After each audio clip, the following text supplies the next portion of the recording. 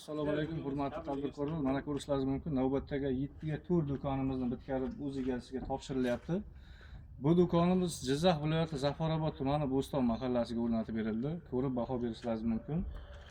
Ichki tarafidan ko'rsatib o'taylik.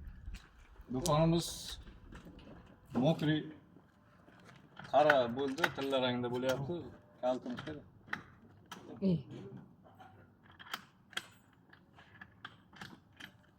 Elektromontajlar bilan qurildi.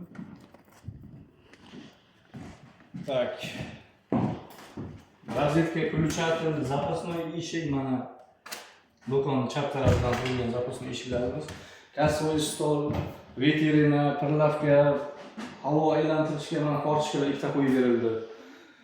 Так, patolog qismimizga keladigan bo'lsak, bu plastik bo'ldi. Polimiz shpuntoy taxtadan qilib berildi. Devorlarimiz 1.6lik eldifidan qilib berildi.